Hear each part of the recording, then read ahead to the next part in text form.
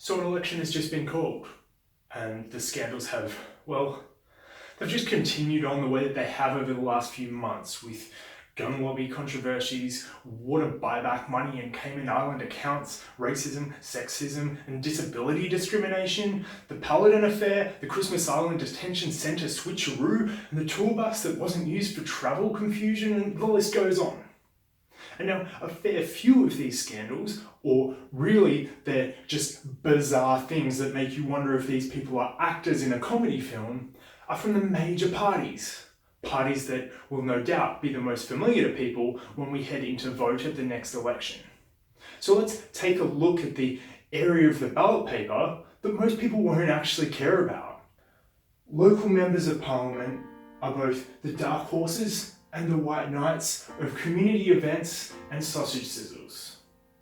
This election, there seems to be a recent push of independent candidates coming out of the woodwork to challenge long-held seats. We've got much publicised examples such as former Winter Olympian Zali Steggall stepping up to challenge Tony Abbott's seat of Warringah. And there's former Liberal Julia Banks running against the Health Minister, Greg Hunt. And some people are quick to dismiss this because after all, we always have stacks of independent candidates running every election. But it does raise questions about choices.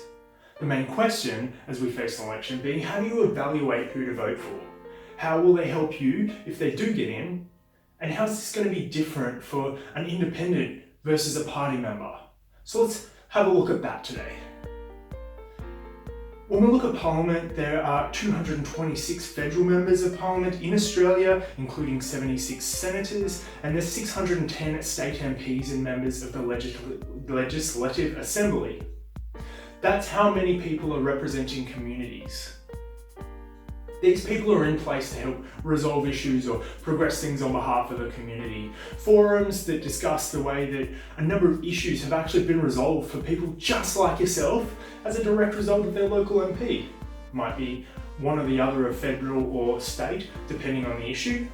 So yeah, they do help their communities they represent. Around election time, anyway. The thing is though, that all these issues detailed by the general public have a really relatively trivial feel about them.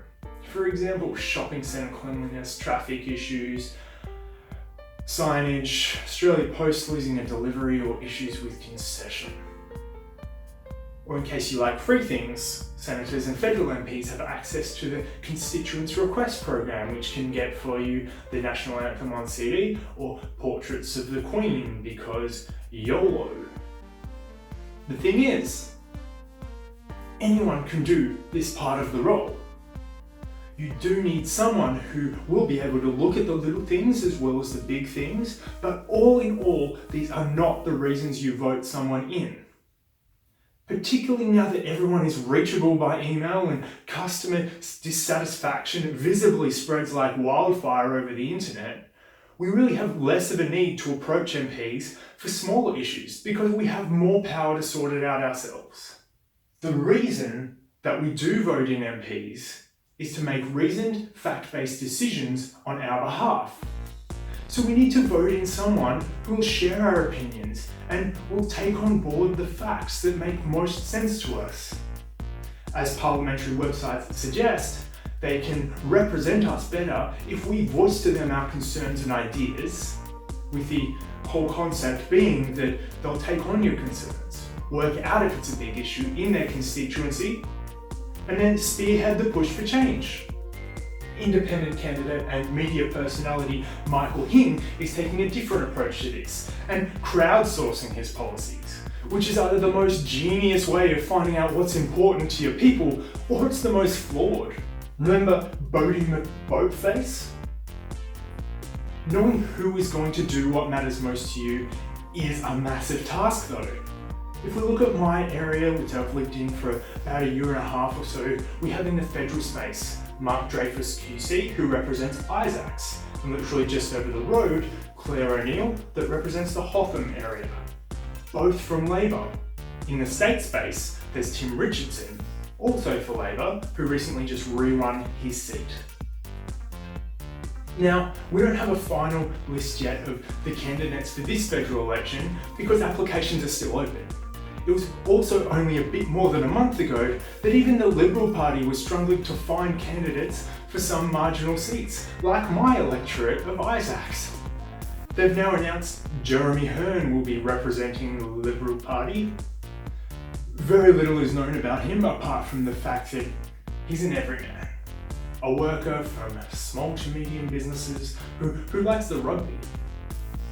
If we're going to vote in an everyman though, why does it have to be Liberal or Labor everyman? But while we'll learn a lot more in the next month or so about who will be on our federal voting ballots, we can learn a lot from candidates in past elections, particularly last year's state election. In my state area of Mordialloc, I watched the campaigning of Liberal challenger, a guy called Jeff Gledhill.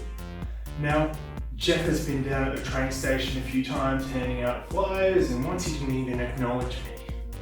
Jeff seemingly had a lot of ideas for the community, but his ideas were shithouse. Just a sample of these ideas include daytime public safety officers at Mordialloc train station to keep people safe. Where does he think we live though? The Gaza Strip? When going through the public records, there are a handful of assaults that have been reported in Mordialloc over the last few years, but none that I could find at the train station, let alone during the middle of the day. So what's he actually trying to achieve other than pouring money out of the budget boat? Speaking of boats, another of his ideas was to give boaties a fair go, which is to make sure that licensing fees get invested into maintenance, docks, etc. for boaties. The thing is though, boating registration fees are collected by Transport Safety Victoria, who invest those into a number of projects for developing and upgrading of boating facilities, including a grant campaign the public can apply for. So that idea requires pretty much no effort on his behalf because we're already doing it, but on the surface, he looks like a really proactive guy. Then there's current MP Tim Richardson, the complete opposite of Jeff because he's a really nice guy. He walked around the houses in our estate meeting people and chatted to us in our driveway for quite a while. But when I look at his policies, I'm not actually sure what he actually believes in or has done himself.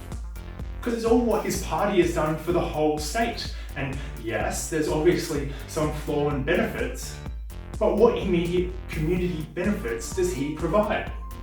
He's not the most responsive or helpful when it comes to inquiries I've made. Especially not when I compare him to Mark Dreyfus, who despite being an old white guy who looks as though he's never owned any outfits other than suits, apart from the onesie he wears on special occasions, Mark is passionate, responsive and considered when it comes to the questions I pose to him.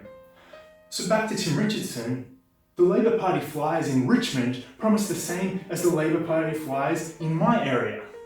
Train stations are already being fixed, crossings being upgraded and ambulance staff have already been hired. So what more does Tim have to offer? And this is the main dilemma that a lot of people are faced with. Do I vote for the arsehole with unsubstantial ideas? Or the nice guy who essentially appears to be a yes man for someone else? And the thing is, there were actually a selection of others on the ballot. So could one of them not have been a better option? Possibly. But some of them didn't even have any kind of internet presence. So I have no idea what they stood for or how could they represent me.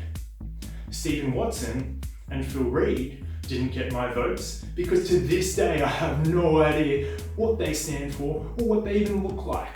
The other independent, Robin Nolan, did actually have a bit of media coverage for a while, being vocal about narrowing Beach Road. I didn't vote for her though because I don't agree with her, and Jeff actually covers her main point anyway, but at least I can get an idea from her website and PR about who she is and get familiar with the name. The point is that independents aren't always a better option if you can't be confident in what decisions they'll make. That's why they often get overlooked. Independents do need to have their own ideas that are actually going to make a difference, but it's also important for us to consider them, as sometimes they fill the gap that we're looking for, and we don't even realise. Jeff's strategy of many ideas, although the ideas themselves lacked substance, he got people talking and it got him involved in a whole range of community conversations, which likely got many people comfortable with him making decisions for them. And this should be a lesson for anyone striving to be an independent candidate. Around election time, I seem to see this tool being shared amongst those not so politically minded that assesses which party you should vote for. It's absolutely amazing that people are using this to do their research. But sometimes asking which party you're voting for isn't the right question. Otherwise, we wouldn't have faces and names of the representatives we're voting for. We have those faces and names for our pollies because, like I mentioned, they need to make decisions on our behalf as a community. So we need someone with integrity. For that reason, the research on the candidate is the most important thing you can do. See, the problem with voting on the party is the dismissal of the individual, which can mean you end up with a whole stack of people who don't fight for what's right. It's a flaw that's perpetuated by the parties themselves. Labour make their members pledge to follow the party's decision in unity, so they have to align to whatever the party decides. Consider the MPs I mentioned before, Claire O'Neill and Mark Dreyfus, electorates right next to each other, both from the Labour Party. So they've voted the same way on refugee issues. They've aligned with the Labour Party's hardline stance that they will continue to stop the votes and support offshore processing for refugees. The difference between those two is that Claire O'Neill has views that seem to at least jar with Labour's overall stance on refugee processing. Posting on Facebook around supporting refugees and going up against Liberals to challenge their policies on refugees, the Liberal stance is at a high level not too dissimilar to Labour parties. So you'd be forgiven for thinking that a vote for Claire O'Neill is going to be a vote for injecting some more humanity into our processing of asylum seekers, and even a step towards ending offshore processing. But a vote for Claire O'Neill is actually just a vote for Labour's policy. And if you're following Claire on either Facebook, in the media, or at her house like some kind of weird stalker, then this might be really confusing on what Labour's policy on refugees seeking asylum actually is, which is a massive problem. Especially if something like refugee safety and offshore detention are important issues for you. Australia is actually at one of our lowest points of trust in politicians over the last 25 years, and the fact that it's hard to know what they stand for is one of the main drivers behind this, so it's a very real issue. If they were a company, alignment would be absolutely key to their success. But they aren't a company. Their objective is to represent the individual areas that they are elected by. How can they reasonably explain that they are doing that when each Labour candidate is just a copy-paste of the next? Councils are vastly different across the state, across the country. Isn't it about time our major political parties recognise this too? Part of the problem is down to the way our parliament is structured. Every time there is a vote in parliament, it's treated as a reflection of the ability of the government to lead the country. And while the Liberal National Party are somewhat more lenient in crossing the floor, if the government in power can't muster enough votes for what they're trying to do, it's seen as a vote of no confidence. So regardless, they still need the numbers. The case for the Medivac bill recently is an example of that. This is why MPs every now and then split from their parties to form new parties or run as independents. But the problem then is visibility. We're lazy and we tend to vote for the parties that we know. Although the system may be frustrating though, it is still important that you do vote for people that hold integrity. If those people you're voting for feel strongly about an issue that you do, then they can instigate change in the party. People like QLD MP Jeb Kearney put forth the promise to lead the change in Labour Party's stance on immigration and was elected on that promise. And this is the way it should be, because a true leader will instill confidence in the direction that they feel is right, based on evidence, and help the party to get there from within. Sure, a better way would be for the parties to relax the rules and recognise that a one-size-fits-all approach is not the best way to go though. I'm not a lone wolf in that view either. It's the way that they do things in other democracies, and in the early 2000s a couple of Labour politicians published an essay saying just that, because the issues that the party was representing, they're not economic issues, they're moral issues. So being told to get in line just isn't working.